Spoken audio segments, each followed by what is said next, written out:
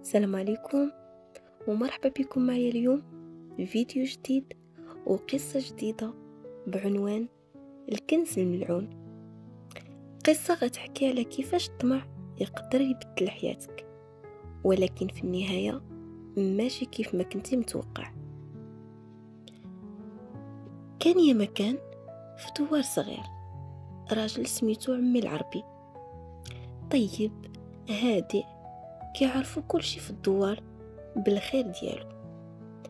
ما كانش عنده بزاف، ولكن القناعة عمرت ليه قلبه. كان كل صباح كيمشي للسوق يبيع شوية الخضرة ويرجع فرحان بالخبز والزيت وراحة البال. نهار جا عنده صاحبه القديم الهاشمي اللي ما بانش سنين هادي وداير راسو مول المشاريع. وقفو قال ليه: العربي، شحال هادي ما شفتك، عندي ليك خبر يقدر يبدل حياتك. سمعت من جدي أن في جنب الجبل كاين كنز قديم مدفون، خاصنا غير نحفرو ونقسموه بيناتنا، نتهناو من الفقر ونعيشو ملوك. العربي تردد، ولكن قلبه بدا يهدر وبدا يقول مع راسو: واش نغامر، واش نطمع؟ مشاو بجوج وقطعوا المسافات، كل نهار كيقولوا يمكن غدا نلقاو الكنز، ولكن كل حفرة كيديروها ما فيها والو غير التعب والغبرة. وسط الطريق شافوا مرأة كبيرة في العمر، قالت ليهم: ولدي العربي، أنا عارفة قلت الخير ماشي ديال الطمع، الكنز الحقيقي راه في قلبك، في القناعة، في الناس اللي كتحب. الهاشمي ضحك وقال: هذه غير خرافات العجائز. ولكن العربي بدا يشك وبدا قلبه يتقلق.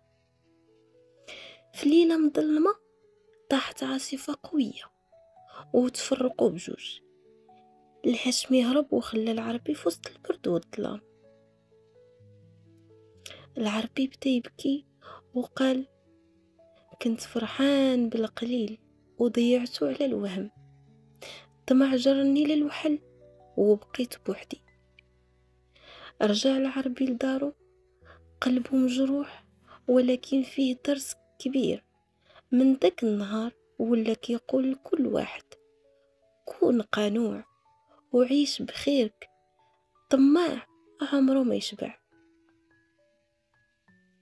طمع ما كيخلي لا صاحب ولا راحة. العبرة من هاد القصة كاملة: اللي بغى الخير يرضى بالقليل ويقول الحمد لله، راه القناعة كنز والطمع حفرة، وكل واحد فينا يختار فين يحط رجليه. من هنا كنكون وصلنا نهاية القصة. كنتمنى القصة اليوم تكون نالت الاعجاب ديالكم وتكونوا خديتوا منها عبرة. من هنا كنقول لكم موعدنا فيديو قادم باذن الله وقصة جديدة ان شاء الله. ما تنساوش الا كنتوا اول مره كتشاهدوا لا فيديو اشتراك وتفعيل الجرس باش يوصلكم اي جديد. دعمونا بلي لايك وبيزو كبيره لكم. ما تنساوش تعليق صغير تحت الفيديو. مع السلامه.